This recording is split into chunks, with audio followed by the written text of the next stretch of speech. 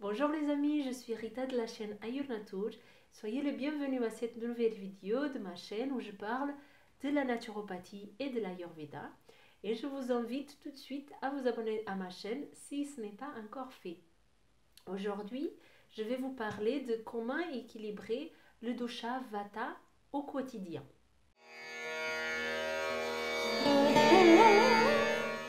Alors, on a vu auparavant quelles étaient les caractéristiques principales du dosha Vata. Donc, il a l'énergie de l'air et de l'espace.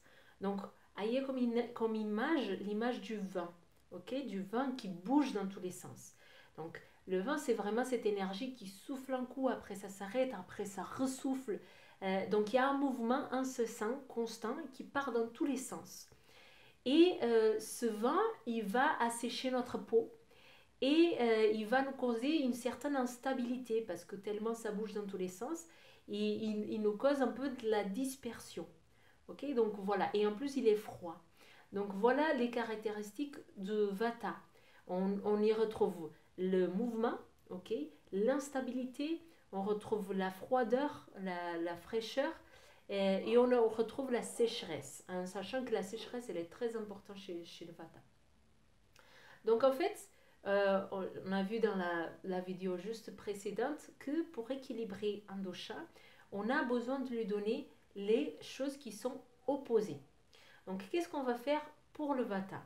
Au niveau alimentaire, par exemple, vu qu'il est sec, ok, le vata, au niveau de sa morphologie, il est très sec, hein, il est très mince. Pourquoi? Parce qu'il n'arrive pas à créer des tissus.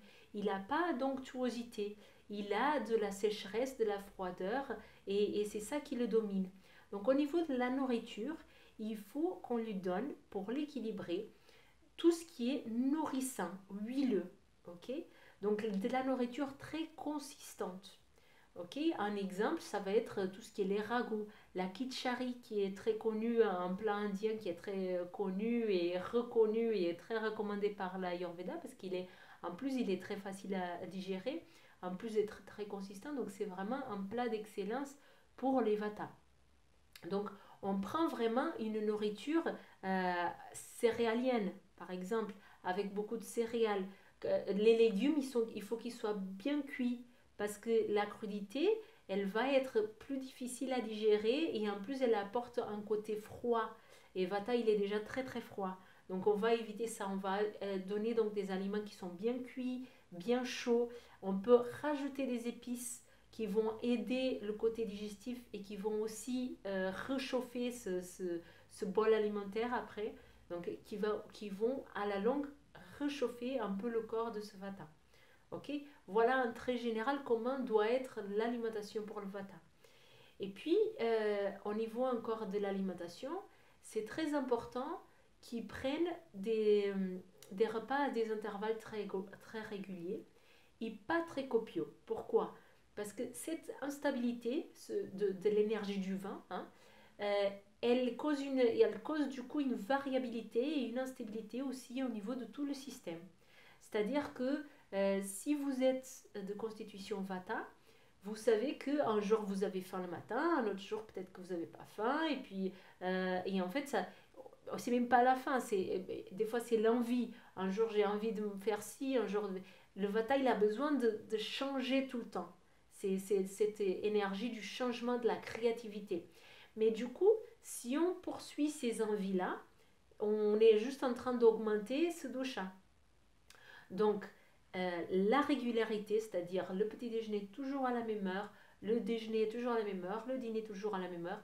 S'il y a des repas entre midi et le dîner, par exemple, ça peut être très bien pour le vata parce que en fait, il n'a pas une grande capacité digestive. Donc, au lieu de faire des repas très copieux qu'il ne pourra pas digérer, il faut mieux faire des petits repas et les fractionner dans la journée. Ok. Puis le jeûne, finalement, il n'est pas très recommandé. Si vous êtes de constitution unique Vata, surtout, c'est pas très recommandé. Après, si vous êtes Vata Pitta, par exemple, là, c'est autre chose. Mais un Vata pur, c'est pas très recommandé de faire du jeûne. Pourquoi? Parce que déjà, il a beaucoup de mal à créer des tissus parce qu'il n'a pas cette consistance, cette chose nourrissante pour son corps. Si en plus on le coupe les repas, ben, il va s'affaiblir et se carencer et se déminéraliser très vite.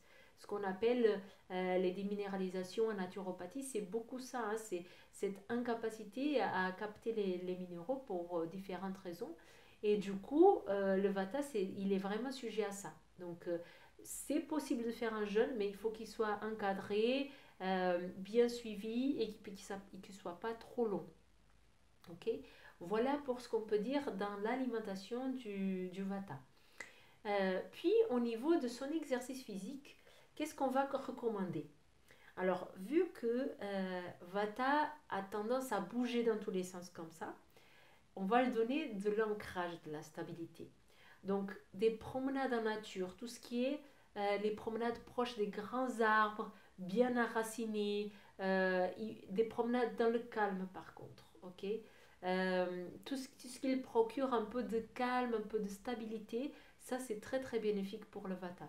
Donc les randonnées, les marches, tout ce qui est exercice doux, où on s'arrête beaucoup, par exemple le yoga. Maintenant, on a différents types de yoga, mais le hatha yoga, où on reste beaucoup dans la même posture et on se centre sur notre souffle, avec des visualisations, avec plein de choses pour capter l'attention du vata. Ça, c'est très important pour lui. Par exemple, dans le hatha yoga, des fois, on reste 10 minutes dans la même posture. On se focalise sur la respiration, en même temps on a une visualisation, on a tout un tas de choses, on doit serrer, on doit faire Mula Bandha par exemple, pour serrer au niveau de l'anus pour retenir l'énergie pour qu'elle ne parte pas. Donc ça donne beaucoup de critères qui évitent la dispersion du vata, parce que sinon il se perd. Plus on lui donne des choses, plus au début c'est difficile hein, pour un vata qui est très dispersé. Mais à la longue, ces exercices-là, ils facilitent vraiment la concentration. Ok.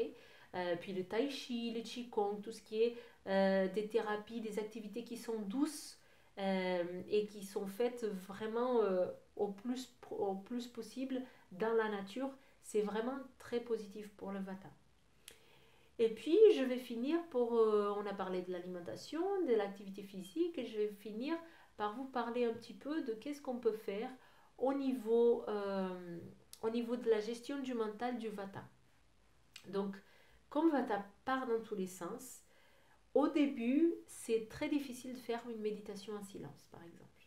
Donc, équilibrer vata, le silence, c'est super important, mais ça, c'est après, quand il a déjà appris à se maîtriser. S'il est en excès, si vous sentez que vraiment vous êtes dans une période où vous êtes très dispersé, que vous n'arrivez pas à être au volant et rester concentré sur la conduite, qu'il y a plein de pensées qui viennent, mais ne partez pas sur une méditation en silence parce que le silence, ça va vous faire encore plus cogiter, encore plus partir dans toutes ces pensées-là.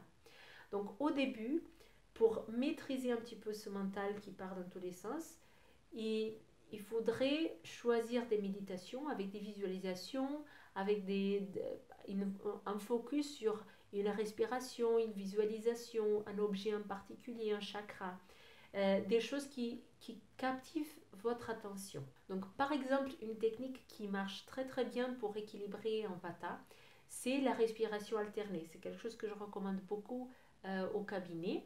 Et comment on fait? En fait, c'est bon, dans le yoga, parfois vous voyez les mudras. Les mudras, c'est important.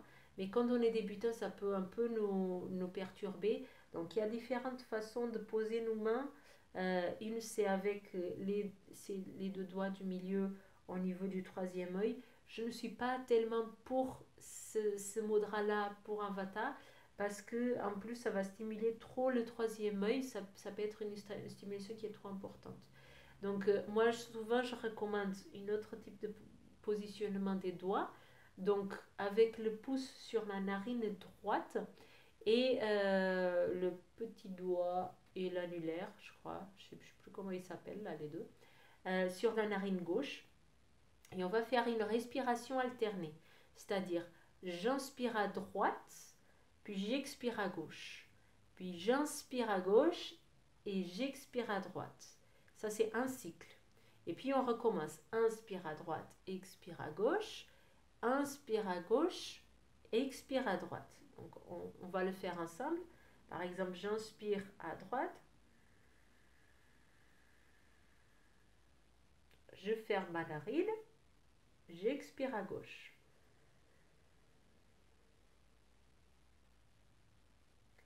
J'inspire à gauche,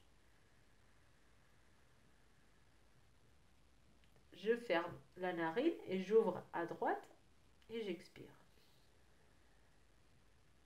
Ça, c'est un cycle. Puis on continue comme ça.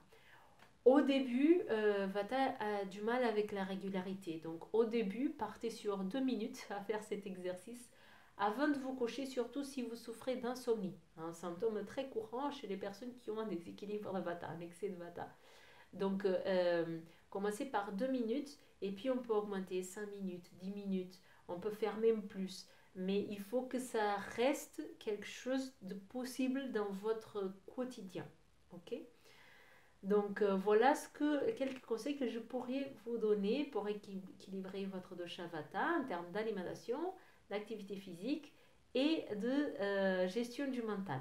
Bon, il y a plein d'autres choses qu'on peut faire bien sûr, donc ça c'est juste une petite vidéo pour vous donner un petit aperçu.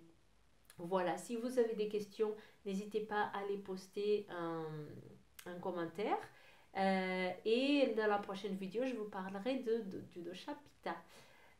Pour l'instant, je vous laisse encore le test